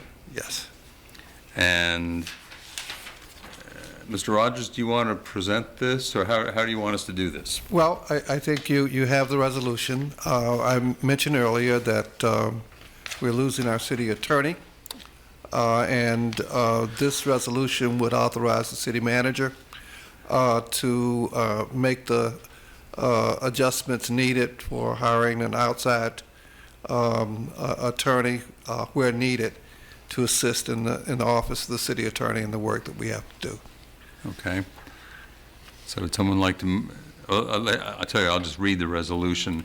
It says, be it resolved by the Charlottesville City Council that the city manager and any attorney serving as acting city attorney are hereby authorized upon their mutual agreement to retain outside legal counsel to assist the office of the city attorney with any pending litigation involving the city of Charlottesville or Charlottesville City Council, or with any matter requiring the provision of legal advice to the city government or city council, subject to the city manager's determination that funding is available for the services of such outside legal counsel.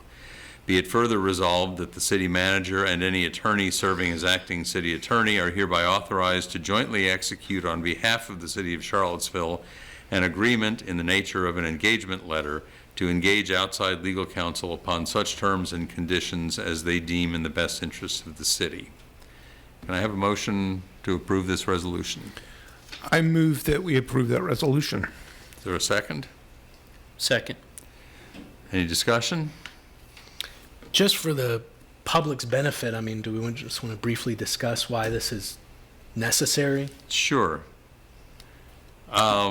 Well, as the city manager announced at the beginning of the meeting, and if you weren't paying attention early in the meeting, now's your opportunity.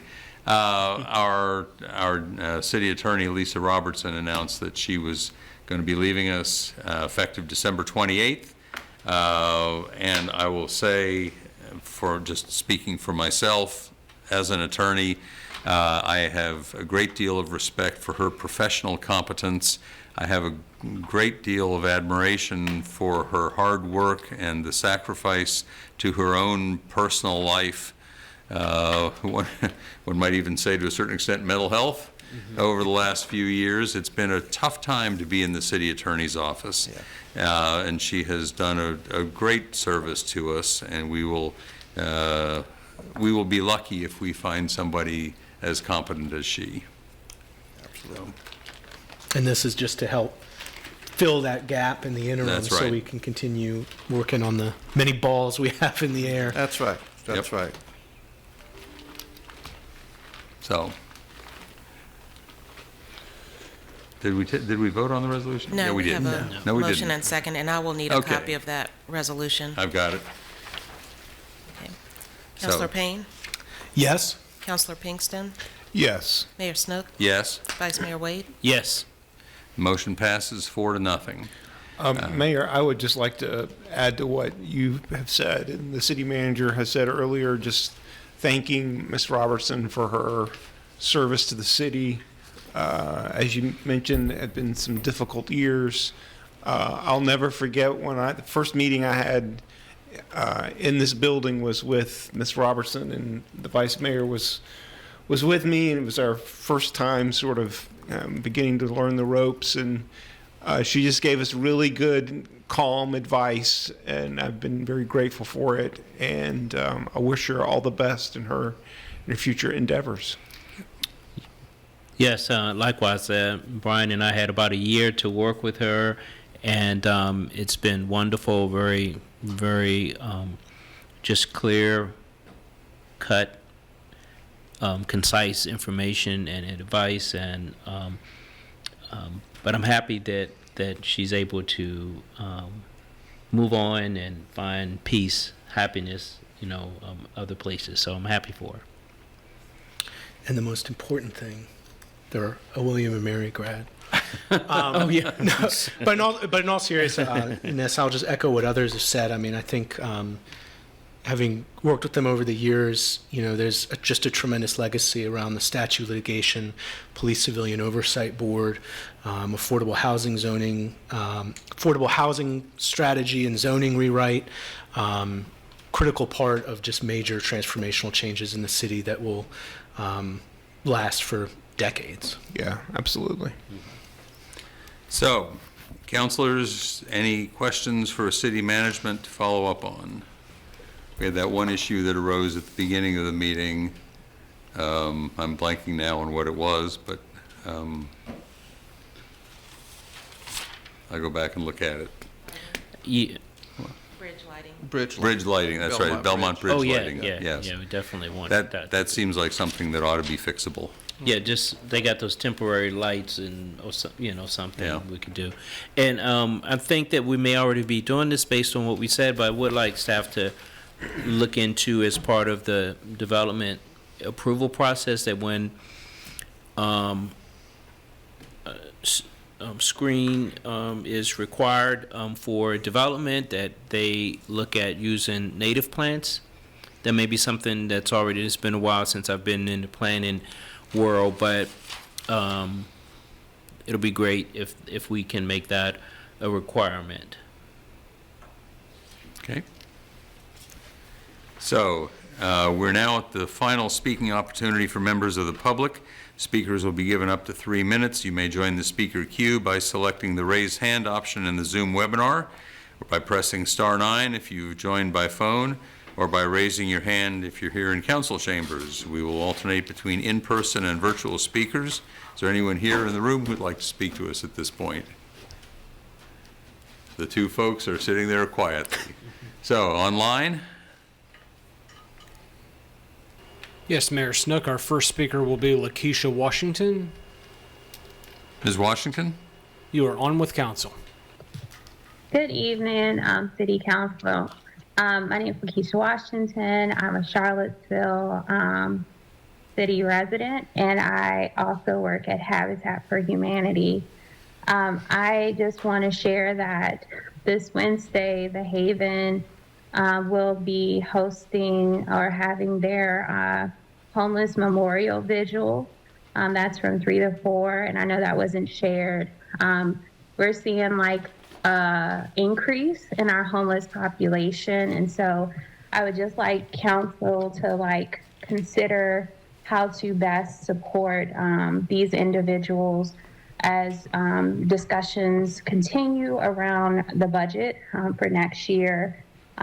Seeing that if we could make this an item that we actually name and put aside for either getting a new building for these individuals, so that they're not facing the hardship of being out in the cold, and some are dying or some are being attacked during the season. And so I just want our city council to remember that, and also just continue to think about the affordable housing and deeply affordable housing needs in our city as the work continues for the zoning rewrite.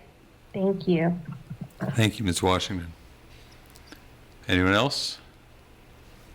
Yes, Mayor Snook, John Hossack has joined us. John, you are on with council. Mr. Hossack. Good evening.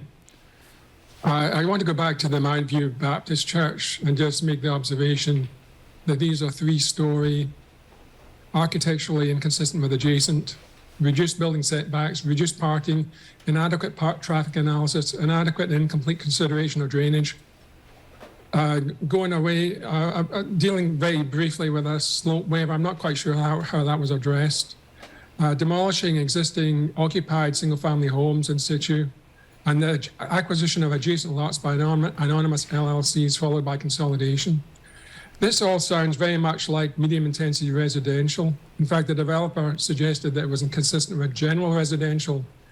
The big difference here is that we've had a debate about this development here, but what this debate has shown us, that as it stands, more or less, a developer can do anything, anywhere, anytime, at least in this neighborhood.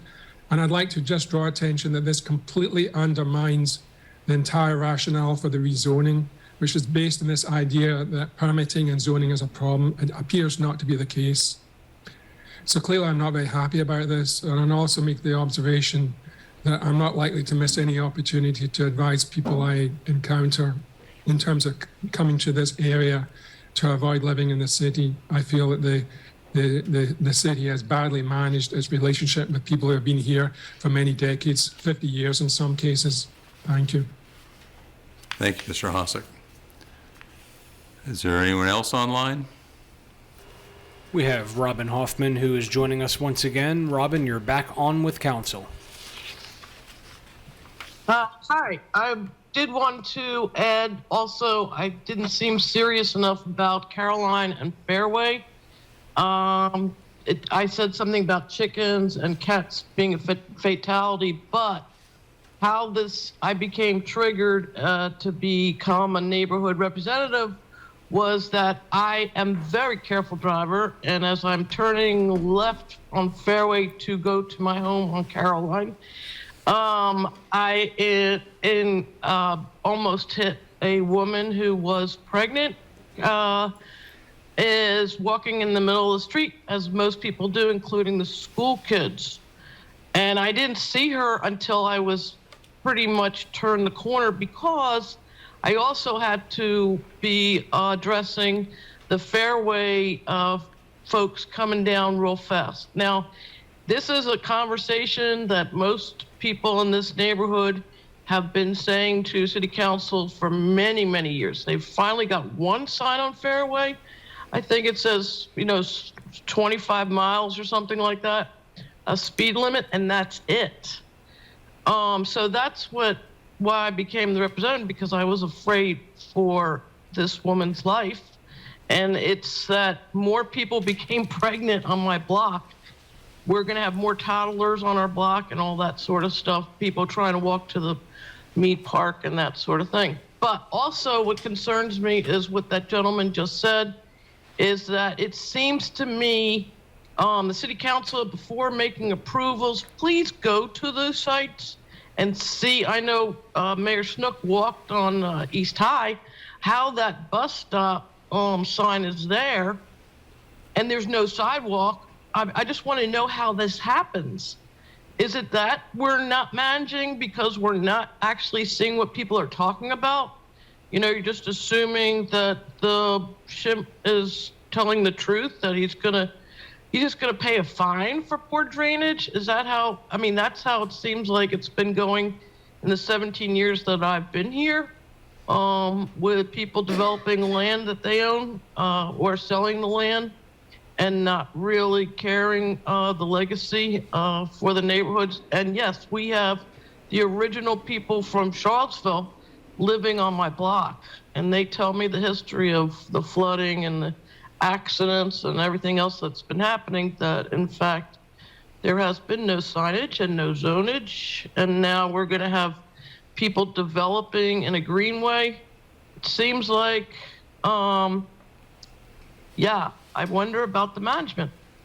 And so I'm looking forward to good things. Thank you. Have a happy holiday. Thank you, Ms. Hoffman. Anyone else? Mayor Snook, there are no additional hands. Okay, so no additional hands, no additional comments, nothing else on the agenda. Sounds like it's time to adjourn. with best wishes to everyone for happy holidays, Same be to it you. Happy Hanukkah, holidays. Christmas, Kwanzaa, Festivus, Solstice. I guess we already, anyway. Yeah. See you all next year. Likewise, everyone take care and be Take safe. care.